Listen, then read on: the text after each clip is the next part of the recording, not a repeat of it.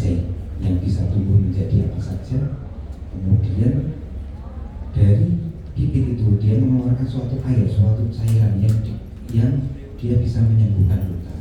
Dari cairannya itu ada suatu kantong-kantong kecil atau ada kandungan-kandungan kecil yang membawa pesan. Pesannya apa? Pesannya untuk penyembuh, pesan penyembuh ke bagian tubuh yang sakit itu.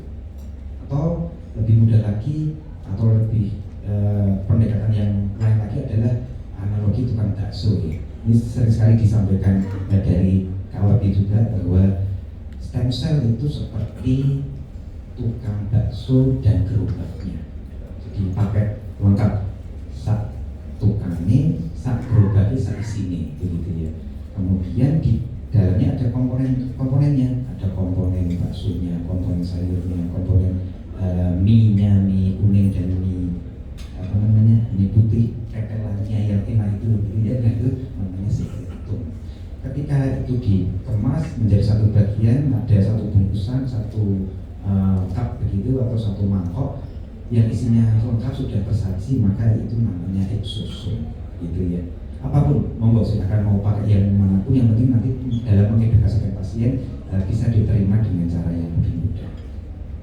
Mekanisme ini sudah dijelaskan Prof. Vincent tadi bahwa memang secara umum akan sama ya. Jadi secretum maupun stem cell ini manifestasi mekanisme aksinya itu bisa untuk menurunkan inflamasi, memberikan efek anti-inflamasi, kemudian angiogenesis, neurogenesis melalui berbagai macam mekanisme. Di sini kita lihat bahwa ini stem cell dia menghasilkan exosome maupun secretum yang dimana di dalamnya sini akan mengirim sinyal-sinyal, ada sinyal untuk mencegah inflamasi, ada sinyal untuk menumbuhkan atau berfaktornya sehingga sel-sel yang rusak itu tadi akan mempunyai kemampuan untuk regenerasi. Nah, seperti disampaikan Dr. Heri dan disampaikan Dr. Pinson tadi, sekarang ada yang namanya shifting paradigma atau shifting paradigma, di mana sel replacement terapi ini mulai berubah paradigmanya menjadi paracrine effect, di mana ketika kita memberikan replacement cell terapi, replacement stem cell terapi, maka yang muncul itu lebih banyak efek paracrine-nya. Efek paracrine itu apa? Efek paracrine yang dihasilkan oleh stem cell itu tadi yang menimbulkan atau mengeluarkan sinyal-sinyal, mengeluarkan sekret sinyal yang mempengaruhi atau menyemangati dalam tanda kutip pertumbuhan dari sel yang rusak, dibanding sel stem cell itu sendiri menggantikan sel yang rusak itu. Jadi ini berbagai jurnal yang menyebutkan bahwa memang stem cell terapi memang ada punya efek untuk replacement sel yang rusak, tetapi lebih efek yang terjadi regenerasinya itu lebih ke arah efek paracrine-nya. Nah, kemudian berarti kita punya dua hal yang tadi sudah dibahas, yaitu ada secretum dan ada stem cell. Bedanya apa? Ya, kalau secretum biasanya memang efeknya yang kita ambil adalah paracrine murninya. Kalau transplantasi stem cell ini menggunakan paracrine-nya, selnya itu sendiri juga ada dan ada potensi untuk diferensiasi menjadi sel yang dibutuhkan atau sel yang rusak. Profil keamanannya, secretum tentu dia non replikatif, lebih tidak imunogenitas atau imunogenisnya lebih rendah, ini resiko tumor juga lebih rendah. Kalau stem cell tentu secara teoritis ada resiko emboli, kemudian ada mungkin saja bisa berdiferensiasi berubah menjadi sel yang tidak diinginkan, ada resiko imunogenitas yang bervariasi. Standarisasinya memang untuk secretum lebih mudah distandarisasi. Kalau stem cell itu tergantung dari pembuatnya itu juga. Standarisasinya lebih kompleks, perlu GMP yang bagus. Tentunya RCI tadi sudah punya GMP yang bagus ya, yang bisa diandalkan. Kemudian skala produksinya secretum lebih mudah, biayanya lebih rendah. Kemudian untuk transplantasi sel yang stem cell tentunya lebih mahal dan butuh preparasi yang lebih kompleks. Urutannya bagaimana? Dua-duanya, baik stem cell maupun sekretum, bisa diberikan intravena, intramuskular, intratekal, intralesi. Kemudian untuk biodistribusinya, ya, sekretum ini cenderung dapat menembus sawar biologis. Kemudian untuk transplantasi stem cell, homingnya itu kadang ada potensi tidak konsisten, walaupun setelah ada penelitian memang homingnya cukup bagus sebenarnya, ya. Bukti klinisnya, nah sekretum ini bukti klinisnya walaupun menunjukkan kemajuan yang cepat, tetapi perlu RCT yang besar. Beda dengan stem cell yang penelitiannya sudah banyak sekali, banyak fase 1, fase 2 yang sudah bisa kita ambil manfaatnya. Bocoran lagi di KMK yang terbaru ini mungkin nanti cenderung banyak membahas tentang penggunaan stem cell dibandingkan sekretum, karena memang secara umum di dunia ini penelitian untuk sekretum pada penyakit-penyakit neurologi itu datanya masih terbatas. Ya, kemudian untuk regulasinya sudah dibahas ya. Kemudian untuk ketersediaannya, ini sekretum siap pakai ya dalam bekuan. Kemudian preparasinya juga lebih mudah. Kemudian kalau stem cell tentunya perlu ditowing ya. Kemudian kalau dia otolog maka perlu waktu yang tadi dijelaskan, butuh 1 bulan. Nah, ketika kita memberikan terapi, sel terapi baik stem cell atau free sel terapi seperti sekretum, maka kita harus mempertimbangkan untuk pemberiannya. Sudah disampaikan bahwa bisa intravena, intratekal, intracerebral atau intraneural, dan intranasal. Tentunya ada kelebihan dan kelemahannya masing-masing. Seperti intravena ini distribusinya lebih cepat, tidak invasif, tetapi juga kadang kekurangannya itu tadi berdilusi pada sirkulasi, sehingga kadang kita masuk hanya sekian, yang bisa homing itu hanya sepersekian saja.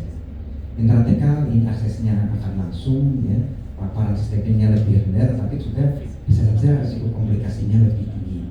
Walaupun sampai saat ini saya lebih cenderung menggunakan di intratekal, itu aman ya.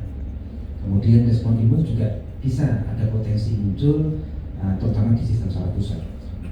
Kemudian untuk intracerebral dan intraneural ini memang sangat tepat ya, karena langsung ke targetnya, lebih bisa dalam jangka waktu panjang, tetapi kekurangannya invasif ya, karena memang langsung ke targetnya dan ada resiko cedera saraf. Intranasal ini yang seringkali dipropos karena tidak invasif, akses langsung ke otak, tetapi butuh sediaan yang bisa bersarat sempurna di intranasal. Nah, yang stroke tidak akan saya bahas lebih lanjut. Nanti saya akan membahas dari poin 2 sampai poin 9, ringkasannya saja. Ini protokol penelitian stem cell pada stroke tadi sudah dibahas Prof. Vincent tadi.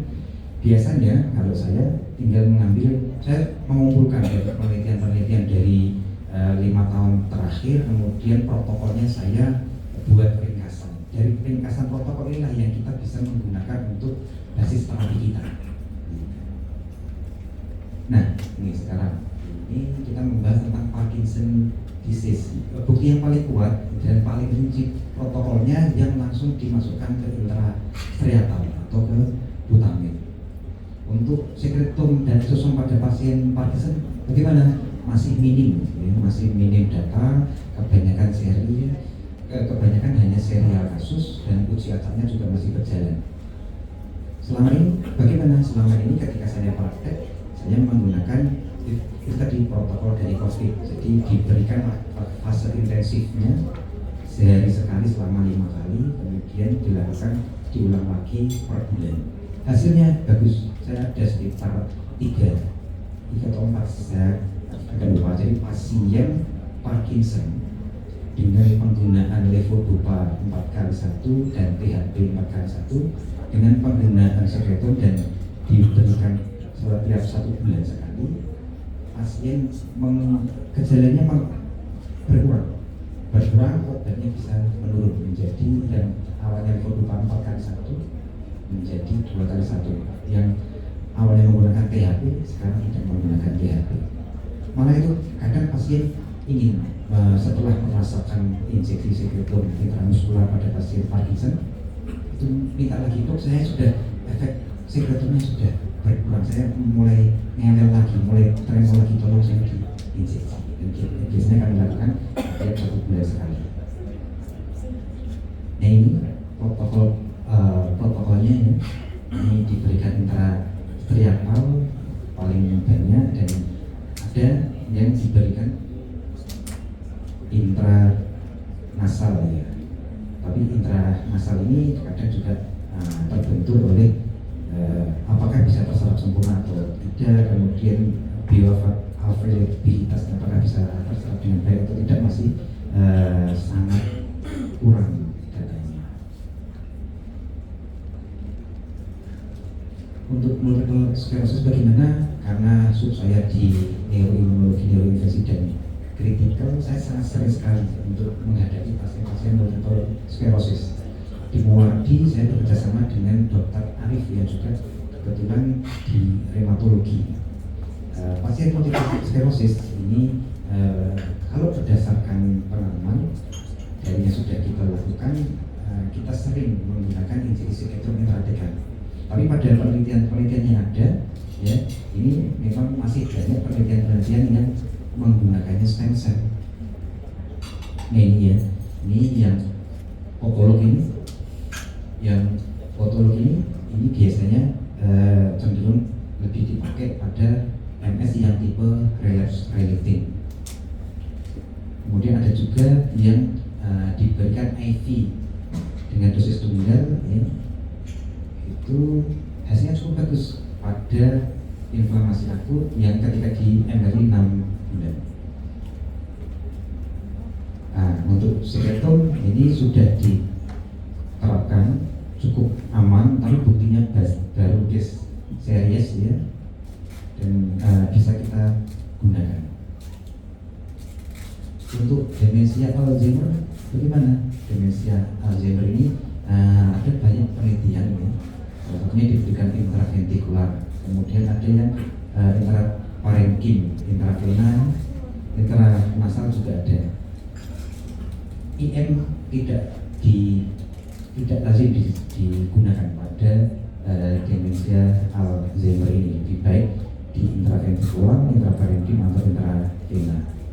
Ini ya, semua studi menegaskan aman dalam jangka panjang, jangka pendek ya, seperti yang disebutkan Prof. Pinzon tadi, bahwa jangka panjang kita belum punya datanya. Perbaikannya ada nggak? Ada perbaikan modeler pada skor kognitif, dan pada MRI terdapat tren proteksi volume otak. Yang paling disarankan adalah IV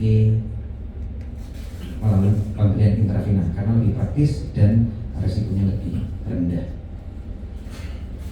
Nah, untuk pemberian langsung di ventrikelnya ini biasanya sampai sekarang baru dibatasi di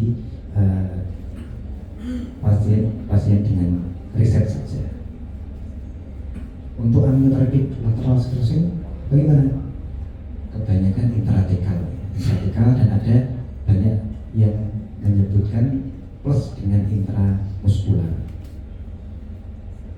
Nah ini dari penelitian banyak itu tadi kami buatkan kesimpulan bahwa memang di intrathecal ini cenderung lebih bagus pada pasien amyotrophic lateral sclerosis ya, dengan dosis 1 juta sel per kilogram berat badan di 2 kali injeksi selama 4 minggu. Untuk sekreton belum pernah ada atau belum pernah ada penelitian dan protokol berikutnya. Untuk traumatic brain injury ini tentunya sudah ada penelitiannya, bahkan banyak sekali, yang utamanya bisa diberikan intravena, intrathecal atau intralesi. Monggo misalkan kok saya mau pengen intravena, berarti kita mau mau pakai dua protokol ini, mau pakai protokol yang dari COX di tahun 2017 atau di tahun 2024 boleh, asalkan ada dasarnya. Dan ini dasarnya ini sudah saya rangkumkan, slide-nya bisa diambil, nanti ini bisa digunakan untuk terapi berbasis penelitian yang nanti akan dokter mungkin lakukan. Untuk traumatic brain injury dibagi menjadi dua, fase akut kurang dari 24 jam, dosis antara 6 sampai 12 juta sel satu kali infus intravena. Untuk fase kronik ini intratekal lebih diutamakan. Terapi kombinasi bagaimana? Ini masih dalam uji yang lebih jauh lagi. Kemudian untuk sekretom buktinya masih belum banyak. Untuk spinal cord injury ini sudah dilakukan teman saya di UGM ya, menggunakan intratekal. Memang kebanyakan diberikan intratekal ya. Kemudian frekuensi paling banyak ini 1 kali, ini sudah penelitian fase 1. Namun pada beberapa regimen bisa diulang 3 kali tiap 2-4 bulan. Nah, protokol ini tren efikasinya lebih bagus. Biasanya kita evaluasinya menggunakan Asia, ya skor Asia, MRI maupun neurofisiologi. Nah, yang penting ditekankan adalah ketika kita memberikan terapi, jangan lupa dokumentasi. Ketika mendokumentasi, jangan lupa memberikan skor-skor atau monitor evaluasi yang seobjektif mungkin, karena itulah yang akan menjadi satu, itu menolong kita. Yang kedua, akan ada patokan ini membaik, biasa saja atau malah menurun. Sehingga dengan adanya pencatatan yang baik, kita juga ini bisa melaporkan, wah ini nanti bisa menjadi dalam tanda kutip sumbangsi kita untuk penelitian atau untuk pengobatan selanjutnya. Untuk pain, bagaimana ya kita bahas untuk OA ya. OA hampir semua penelitian, dan ini paling banyak penelitiannya yaitu dilakukan di intraartikular. Bisa menggunakan stem cell ya, bisa menggunakan sekretor. Lalu best practice-nya bagaimana? Ini sudah saya rangkumkan. Untuk pemberian paling bagus ya memang intraartikular untuk OA, terutama OA gini ya. Dosis efektifnya kalau mau menggunakan stem cell 20-100 juta per sendi. Kalau menggunakan stem cell 1 dosis tunggal atau bisa diulang tiap 6 bulan. Tapi kalau menggunakan sekretom ini 2 mili intraarterial 1 kali per minggu selama 5 hari. Tentunya harus dievaluasi. Ini ada skor-skor, UMED, FAST dan sebagainya yang bisa kita gunakan untuk monitoring pasien apakah ada perbaikan atau tidak, dan tentunya aman ya, tidak ada adverse event yang besar. Nah ini satu case yang coba kita sharingkan, ini disponsori oleh Bifarma dulu, matur nuwun juga, dan sekarang sudah masuk review dari Springer ya. Kami membandingkan pasien OA hanya disuntik 1 kali, masing-masing secretor only, hyaluronic only, kita berikan PRP dan kita berikan sekretum plus PRP. Kira-kira perbaikan yang paling baik yang mana? Ada yang pilih 1 mungkin? Atau ternyata dengan HA paling bagus? HA paling bagus, atau PRP? Sudah ada yang pernah menggunakan PRP? Atau bahkan mungkin sekretum plus PRP yang paling bagus? Kita lihat datanya. Ya ini data demografi pasiennya, kita mencoba ke 4 pasien sekitar umur 53 tahun, OA-nya grade 4, non-smoker, ada hipertensi dan dislipidemi, dia menggunakan NSAID ya, dan dia sudah pernah melakukan rehabilitasi untuk OA, sudah diberikan injeksi intraarterikular kortikosteroid maupun ada yang mendapat hyaluronic acid juga ya, tapi hasilnya belum bagus. Ini menggunakan rehabilitasi juga seminggu sekali, ini terapinya sekretom, HA, PRP, sekretom plus PRP. Ini protokol PRP-nya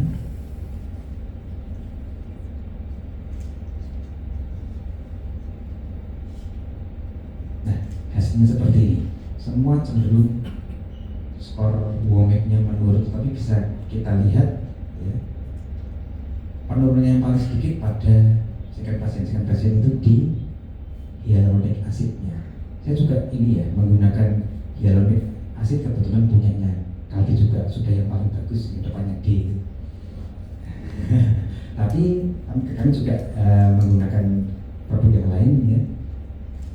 Kita lihat gambarannya, ini gambaran sebelum diinjeksi ya. Ini rapatnya.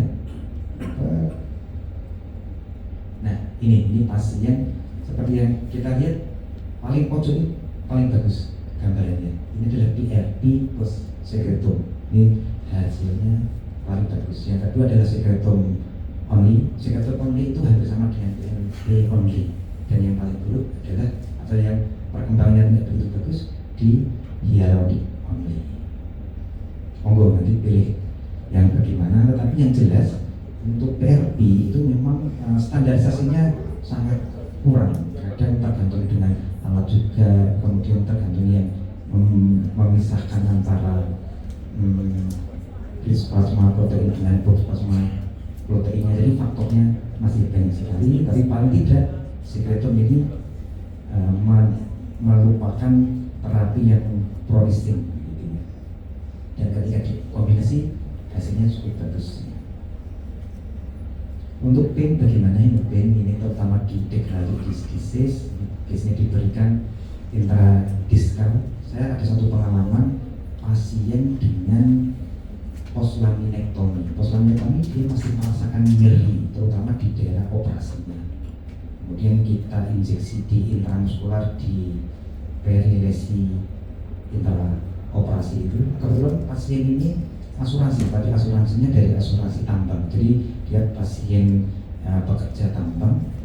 Kemudian ada saraf kejepit seperti yang kita tahu, pasien pekerja tambang itu banyak yang sakit boyok ya. Dan ternyata di tambang itu asuransinya cukup bagus ya, jadi bisa mengcover penggunaan secretum. Ketika kita berikan injeksi secretum intramuskular sebanyak 5 kali dengan interval 1 minggu, nyeri pada perilesi yang post operasi itu membaik dengan penurunan fase muskular signifikan. Nah, untuk diabetik neuropati ini juga bisa digunakan, dan ini direkomendasikan intramuskular untuk secretum. Untuk stem cell ya. Untuk secretum bagaimana? Secretum masih belum ada standar ya. Ini merupakan rangkumannya, ini bisa diberikan intramuskular, intravena. Yang paling banyak untuk neuropatik pain adalah digunakan intramuskular. Ini ringkasannya nanti bisa dipilih salah satu yang sesuai dengan pasien dokter. Untuk neuroonkologi bagaimana? Ternyata di proyeksi penelitian yang ke depan bisa digunakan, tetapi biasanya penelitian ini untuk neuroonkologi masih belum bisa digunakan, dan stem cell digunakan sebagai zat pembawa yang fungsinya untuk membawa bioaktif yang digunakan untuk membunuh sel kansernya. Jadi ini masih jauh, tapi untuk ke depan penggunaan stem cell di neuroonkologi akan bisa berkembang. Lalu bagaimana cara memitigasi komplikasinya? Komplikasi yang paling banyak bisa terjadi kejang. Kemudian juga ada bahan-bahan dari stem cell itu mungkin pelarutnya yang harus kita perhatikan juga. Tapi saya yakin ketika sudah memenuhi standar GMP itu sudah sangat mencukupi gitu ya. Kemudian efek-efeknya ini bisa macam-macam. Kalau intracerebral atau intraventricle ini bisa ada sumbatan di ventrikelnya. Kemudian ketika intranasal ini kadang bisa booming ke tempat yang lain. Intravena ini bisa embolisme, walaupun intravena ini resiko embolisnya lebih ke arah kapiler ya, pembuluh darah kecil. Intraarterial ini cerebral microemboli juga bisa, atau karena dia intraarterial imun responnya kadang sering sekali tidak terduga. Nah ini organ-organ target yang biasanya harus kita waspadai di hati, bagaimana di jantung, di otak, ya, kemudian di ginjal dan di darah. Maka ketika kita memberikan terapi stem cell terutama, itu screening paling tidak organ-organ ini dalam kondisi yang bagus atau tidak, ya, di samping screening untuk tumor. Nah, ini ya adverse event yang bisa saja muncul. Tadi sudah dijelaskan dokter Hari juga, gimana ini ada rekomendasi bagaimana kita cara atau memitigasi, bagaimana meminimalisir komplikasi. Yang 1-4 ini adalah pilih produsen stem cell yang kredibel. Monggo, nanti silakan pilih yang mana. Kemudian kita perhatikan jumlah sel dan konsentrasinya sehingga efek terapeutiknya itu kita bisa capai. Kemudian kita harus perhatikan juga bagaimana kita memberikannya, apakah intravena, apakah intratekal, bagaimana caranya. Ya, kita melihat dari penelitian yang sebelumnya itu paling baik dan hasilnya paling baik yang mana. Kemudian tidak lupa untuk menyiapkan antihistamin dan antiinflamasi, karena pada pasien itu kadang muncul efek-efek imunitas yang sampai saat ini ketika kita memberikan cenderung lebih rendah. Saya ada satu pasien penggunaan seketron intratekal pada pasien stroke, itu setelah diberikan ada gatal-gatal, tapi cukup diberikan antihistamin oral sudah cukup bagus. Dan saya juga tidak yakin apakah itu efek dari sekretomnya atau efek dari yang lain, karena mestinya kalau dia efek dari sekretomnya lebih ke efek imunitas respon yang di susunan saraf pusat karena diberikannya intratekal. Tapi kok pada pasien itu kok gatalnya di seluruh tubuh, dan dengan antihistamin oral hasilnya cukup bagus, tidak paling diminum 1 hari sudah bagus. Nah, ini ada case yang kedua. Ini kita membandingkan terapi stem cell dan sekretom. Ini sudah masuk review jurnal juga. Ini kita membandingkan pasien stroke subakut, ya, setelah lewat fase akut, ya. Kemudian ini kita periksa sebelumnya, aspek skornya sama, ya, 8. Kita berikan terapi farmakologi juga, ada metformin, clopidogrel, glimepirid atau vastatin, ya. Kami lakukan terapi rehabilitasi juga, ya.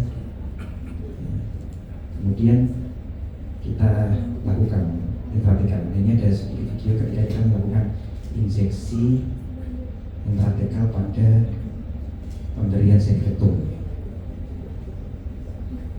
Kita berikan 2 vial sekretom intratekal. Dia seperti LP seperti biasa itu, kemudian kita masukkan per intratekal.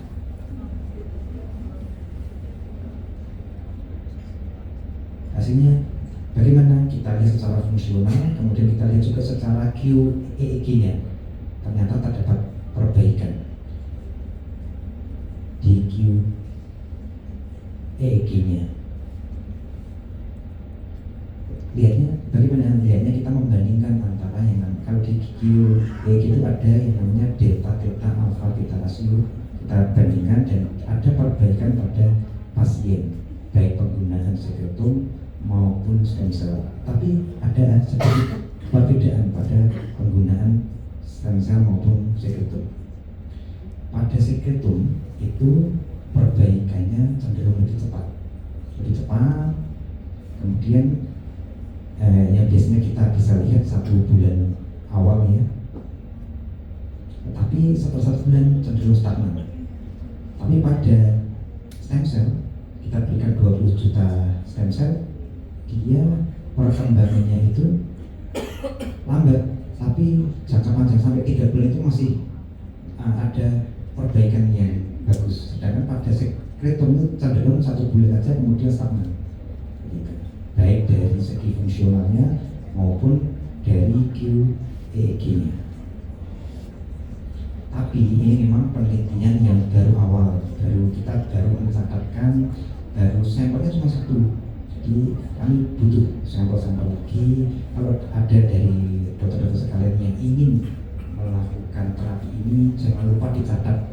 Kalau bisa mungkin dari Regini membuat suatu form, gitu ya, dimana kita bisa melaporkan, dikumpulkan datanya makin banyak makin baik, sehingga ada suatu data, dan dari data itu kita bisa, oh ini keluar rekomendasi, begitu ya, sehingga kita juga bisa gunakan bareng-bareng. Oke, ini kasus ketiga. Ini pasien, dia di rumah sakit swasta saya,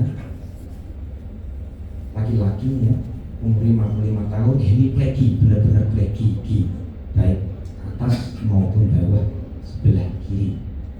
Ya, dia, saya datang ke poli kami dari 3 bulan, sudah dilakukan apa-apa, sudah di dokter T juga, tapi belum ada perbaikan katanya.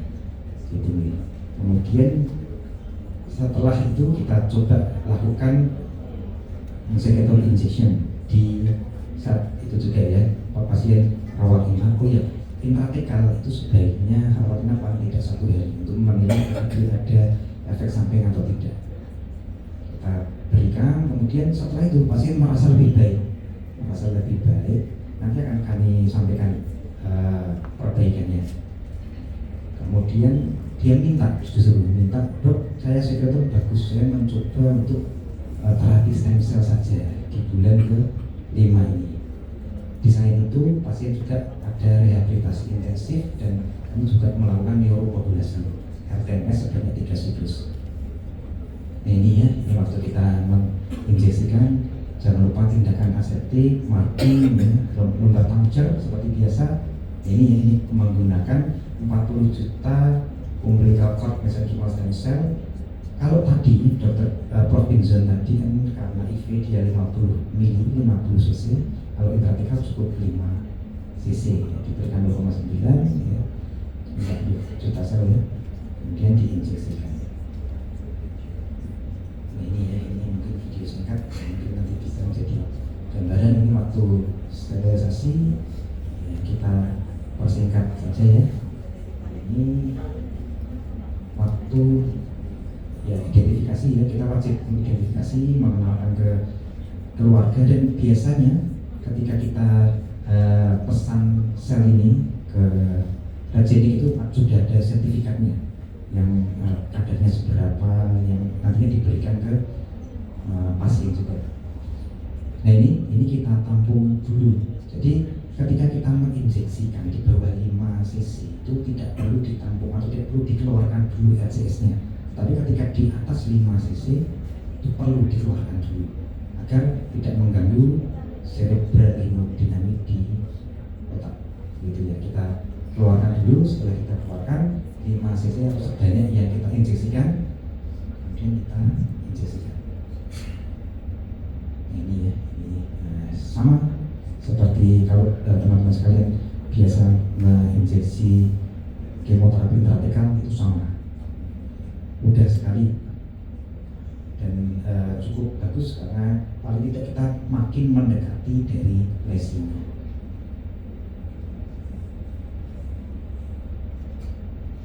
Nah, tadi saya sampaikan bahwa pasien awalnya hemiplegi, benar-benar mau gitu ya, tapi setelah post sekretum, 1 bulan setelah sekretum, kakinya cukup bisa diangkat, dia bisa berdiri, duduk, kemudian berdiri, dan kakinya yang awalnya plegi dia mulai bisa digerakkan sedikit-sedikit. Padahal awalnya plegi. Kemudian kita lihat setelah injeksi stem cell, ini kita lihat di 1 bulan pasca stem cell, kita lihat bagaimana perbedaan ketika dia berdiri. Cepat sekali, bagus sekali. Kemudian kita lihat pergerakan di kakinya, ayunannya sudah mulai ada, padahal tadi sulit. awalnya dari pleki.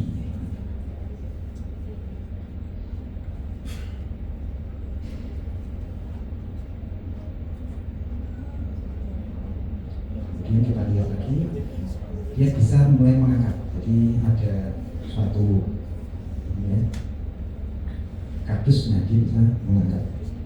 Ini cukup membahagiakan karena mengingat memang dengan kondisi seperti ini sulit sebenarnya. Ini pasien dalam perencanaan untuk injeksi 40 juta sel berikutnya, cuman kami belum bertemu lagi. Tentunya pasien-pasien seperti ini harus kita tempel ketat ya. Saya sampai memberikan nomor saya minta laporan mingguan, jadi pergerakannya bagaimana, latihannya bagaimana. Nah, semoga nanti bisa menjadi gambaran gimana memang tantangan untuk pemberian stem cell ini masih banyak. Efektivitas pada manusia masih kurang kalau dibandingkan dengan uji preklinik. Kemudian heterogenitas produk dan protokolnya masih macam-macam. Kita masih belum menemukan rute mana yang terbaik, apakah intravenal, intratekal, intraarterial, intraneural, waktunya kapan, kita juga masih belum menemukan waktu yang tepat. Pada sekretum ini juga masih sangat bervariatif dan belum ada aturan baku, tapi paling tidak dengan adanya penelitian yang sebelumnya tadi bisa menjadi gambaran dari teman-teman sekalian. Kemudian efek jangka panjangnya juga belum jelas seperti yang disampaikan Dr. Pinzon tadi, Prof. Pinzon, bahwa perlu ditempel ketat, perlu dievaluasi terus ya. Kemudian pergeseran paradigma terapi ini sudah di depan mata. Stem cell dan sekretum itu adalah masa depan. Tapi ingat, stem cell dan sekretum bukan obat dari segala obat, bukan obat ajaib. Paling tidak dia biologik modulator yang paling tidak membuka pintu regenerasi, tetapi tidak otomatis menyembuhkan langsung. Potensinya sangat luar biasa, buktinya banyak, buktinya masih terbatas, tapi cukup bisa dirangkum sehingga dari teman-teman sekalian bisa menggunakan rangkuman itu tadi untuk praktek atau pengobatan berbasis riset. Walaupun masih sangat bergantung ya, standarisasi produknya itu harus dipastikan, waktu pemberiannya kapan, pasiennya bagaimana yang kita berikan, dan yang paling realistis adalah kombinasi terapi regeneratif dan rehabilitasi neuroplastik dan neuromodulasi. Karena sebaik apapun otak ya, potensi otak kalau tidak dilatih, kalau tidak diasah akan sama saja. Terima kasih, semoga membantu. Assalamualaikum warahmatullahi wabarakatuh.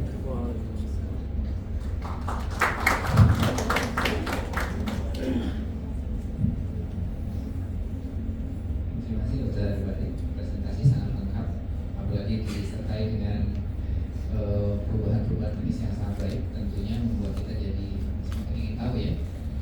Barangkali dokter sekarang ada yang ingin ditanyakan sekarang.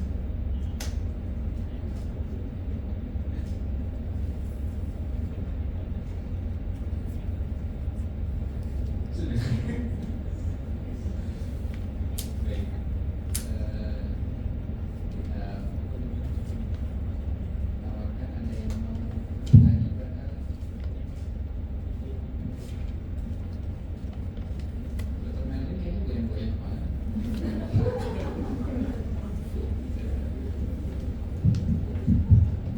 Terima kasih dok. Ini saya mau bertanya soal Parkinson.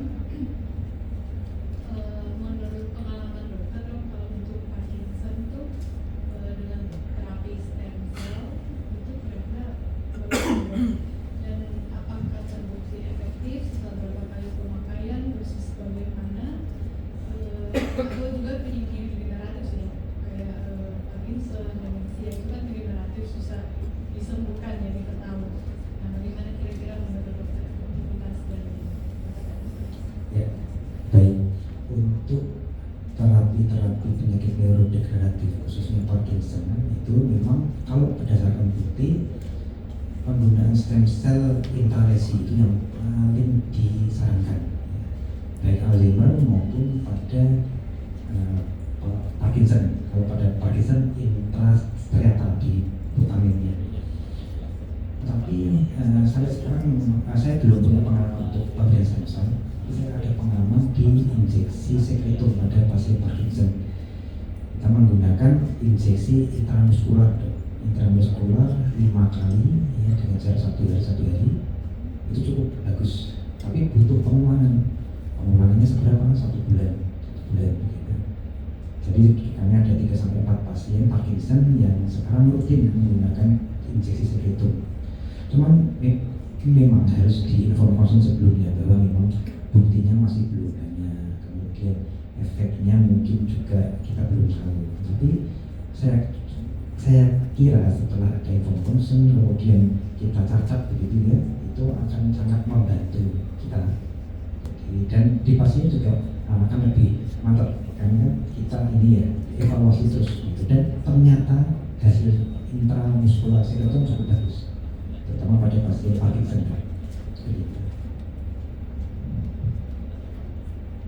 Kalau untuk demensia bagaimana? Demensia saya belum ada pengalaman ya, tapi kita bisa menggunakan protokol yang tadi untuk sekretumnya, tapi untuk demensia memang intralesi yang paling bagus dengan stem cell ya. Tapi untuk sekretum belum ada. Apakah ada kemungkinan dok habis pemberian itu untuk Parkinson tadi terapi medikamentosa kita misalnya THP kan misalnya tadi yang dok kalau nggak salah itu sumbatan tremor ya dok. Apakah ada kemungkinan dok untuk misalnya THP itu diturunkan dosis atau bagaimana? Iya, dan pada pasien kami memang ada penurunan dosis. Jadi level 4 kali 1 dengan THP 4 kali 1, sekarang level 4 2 kali 1 tanpa THP. Dan itu cukup bagus. Terima kasih dok.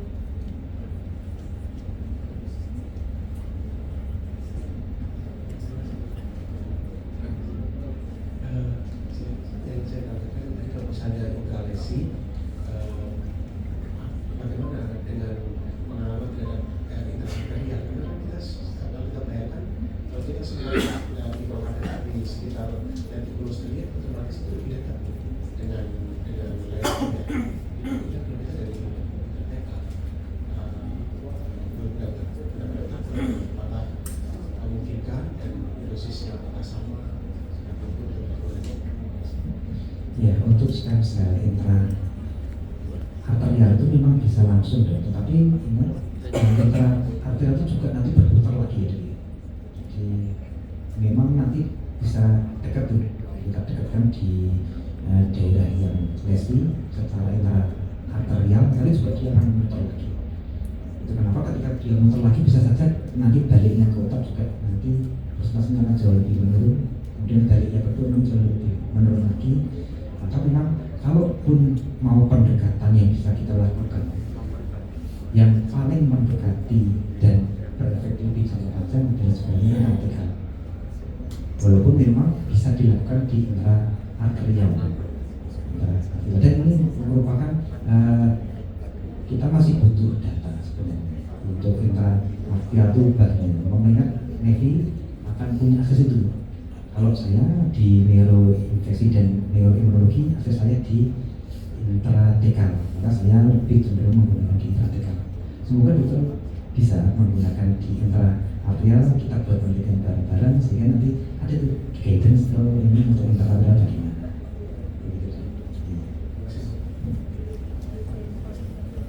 Komisi maaf ya Pak, izin bertanya, kalau tadi untuk yang intramuskular tadi untuk Parkinson tadi pemberiannya per bulan? Jadi untuk Parkinson intensifnya itu sehari sekali 5 kali dan Berarti 5 hari 5 hari berturut-turut. per bulan itu? Itu berturut-turut dulu, setelah itu tidak perlu berturut-turut 5 kali, jadi cuma sekali sebulan. Jadi waktu awal itu memang pasien rawat inap dulu sehingga kita bisa berikan per hari. Atau kalau pasien mengendaki bisa tiap hari ke poli untuk injeksi. Setelah itu untuk dalam tanda kutip boosternya itu sekali per bulan, sekalian kontrol itu tadi. Kemudian untuk evaluasinya nanti dilakukan per bulan juga atau mungkin 3 bulan saja biar kelihatan untuk perbaikannya, atau Iya. Nah itu tergantung dari dokter nih. Kalau saya tetap lakukan per bulan, jadi benar-benar tahu nanti tahapannya seberapa. Dan kita bisa menggunakan skor MDRS. Kita lakukan dan itu cukup singkat. Monggo mau dilakukan per bulan atau per 3 bulan untuk evaluasinya. Begitu. Sekalian kita ngobrol ke pasien. Biasanya 1 bulan aja pun udah makin enak gitu. Jadi kadang ini cenderung lebih ke arah pernyataan pasien secara umum. Kemudian kita rincikan, objektifkan di MDRS score. Untuk pemeriksaannya mungkin red darah atau apa yang diperlukan ada nggak? Ya, kalau untuk psikoton tidak ada. Jadi cukup bagus karena pada prinsipnya dia kan hanya zat-zat aktif ya, zat aktif, growth factor, ya, sitokin ya, itu tidak perlu pemeriksaan khusus. Tapi kalau stem cell dok, stem cell itu di tempat kami ada protokolnya. Jadi dicek marker tumornya paling enggak CEA untuk laki-laki tambah PSA, untuk cewek tambah C125. Dan itu kadang dalam tanda kutip kita egokan dimasukkan ke BPJS. Kemudian setelah itu yang bisa diperiksa di BPJS kita periksa dengan BPJS. Setelah itu nanti injeksinya pasien bayar pribadi. Terima kasih dokter. Ada pertanyaan lain? Barangkali sih pada waktu pasien dokter yang stroke itu 6 bulan, itu untuk terapi adjuvan stroke-nya itu apakah hanya dengan stem cell atau misalnya ada citicoline brand E, mecobalamin, carmeco, senefril atau gimana? Ya. Ini pertanyaan yang bagus ya. Nah, pada pasien saya yang kita bandingkan antara sekretum dan stem cell saja, itu hanya terapi standar, jadi clopidogrel, metformin, dan pengobatan disipidini. Tapi pada pasien yang sekretum plus lanjut stem cell itu memang ada tambahan. Tambahannya ada citicoline itu ada, kemudian produk yang baru itu yang intravena itu juga ada. Tapi itu sebenarnya sudah dapat sebelum diberikan sekretum. Tapi mungkin ya dengan diberikan sekretum pengobatannya tetap sama sebelum sekretum dan setelah sekretum ternyata perbaikannya cepat di setelah sekretum. Jadi susunya penting juga. Iya, nah ini kami tidak ini kami punya hidup kami. Baik, terima